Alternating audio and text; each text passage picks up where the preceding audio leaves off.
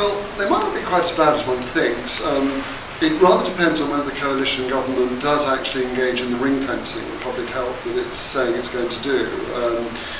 I was chair of Health England under the previous government, and we estimated there was about 4% of NHS expenditure was expending on public health. Now, it's not very much, although actually it's slightly more than the OECD average.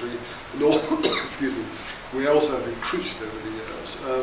So if there is a ring fence spending around about the 4% mark, or maybe greater, then maybe the impact of the cuts will not be as great as one might fear. Well, I have some sympathy with that view. Now, there are two kinds of ring fencing we're talking about here. There's ring fencing the public health bills budget within the National Health Service, but the total NHS budget, and I'm rather in support of that. I think the idea of ring fencing the whole NHS budget, though, I must say I'm less supportive of, rather for Stephen Donald type reasons. I do think we're going to see massive cuts elsewhere, in e.g. housing, and that might have a much bigger impact on health than any fairly marginal reduction in NHS spending. So yes, I think it is possibly unwise to ring fence the NHS budget.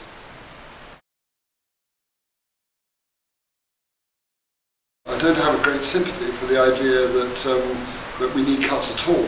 I actually think that we are heading for a double-dip recession, and that there's a kind of macho posturing that's going on about having to cut with each political party. It's not just the government, but also Labour as well, sort of vying with each other almost about how much they can cut. So I'm very unsympathetic to the notion of needing cuts. Well, there are certain areas that I am very sad have been cut. The Child Trust Fund is a classic case, which was something I was deeply involved in initiating.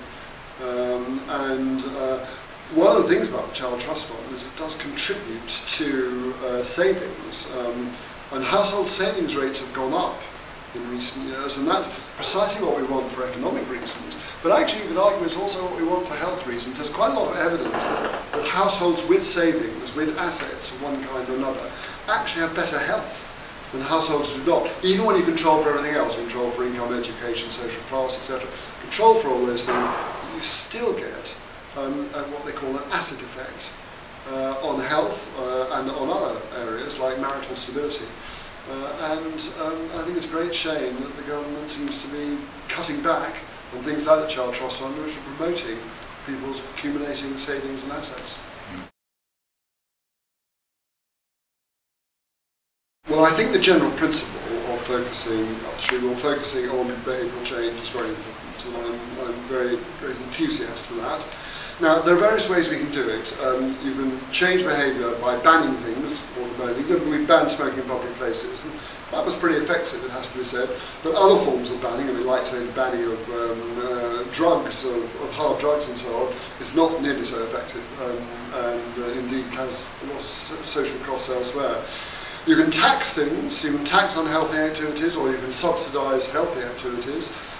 Subsidising healthy activities can work. There's some evidence it can work, like subsidising gym membership or even subsidising people to eat more healthily.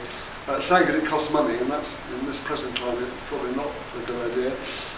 Taxing unhealthy things, good idea, and it tends to work. I mean, raising the price, taxing cigarettes, taxing alcohol, it does have an impact. The problem there, though, is that well, the cheap problem actually is a mundane one. It's smuggling. You just get so much. Already about 50% of hand-rolled tobacco they think is smuggled in from the rest of the European Union. So there are problems with taxing. I like the nudge agenda. That's the idea that you try and change the framework in which people make decisions. And you can get big changes in behaviour, like over pensions where they have opt-in or opt-out schemes, or organ donation if you have opt-in or opt-out schemes. The difficulty is in the public health world is actually trying to think of good nudge type ideas to actually change things. Now, and just as an illustration of the kind of problems, you get into. I suggested once the idea of, I was trying to think of a way in which you get smokers to opt in to being a smoker.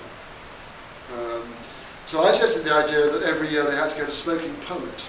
They had to go to post office or whatever, fill out a form, permit. Now, this idea was firmly stamped on, but it was interesting, the public reaction, which was, my email inbox exploded, mostly with pictures of Hitler, I have to say. But people were very hostile to that sort of idea. So, although the nudge agenda, I think, does have possibilities, I think care has to be taken. People don't feel that it's the nanny state, indeed even the nanny state squared, as a means of trying to change behaviour. I'm very sympathetic about it in pricing. I'm also there is evidence that raising the price of alcohol through taxation does actually reduce alcohol consumption. I think one of the real scandals over the previous years has been the decline in the real price of alcohol relative to other things. So I think the idea of raising the price of alcohol is excellent. I think there's a danger that it becomes an ideological one, that it becomes part of the general, well, I don't know about the nudge agenda so much, but more generally maybe more the social determinants of health agenda, sort of Michael Marmot's Commission approach, obviously pointing to very real things. I mean, one isn't denying the kind of impact they have, but the danger is that it becomes hijacked by a kind of, basically anti-capitalist or anti-market system agenda.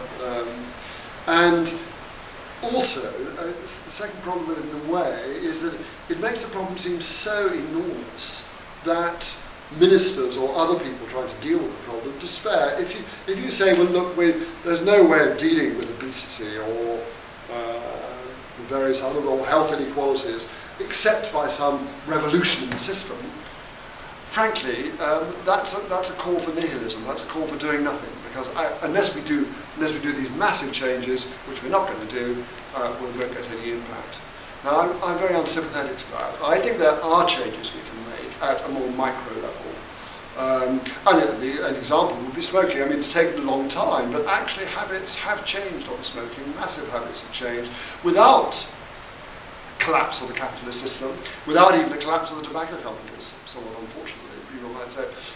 But despite the sort of pressures of capitalism, despite the pressures from the tobacco industry and so on, we still nonetheless have managed to actually get a significant decline in smoking.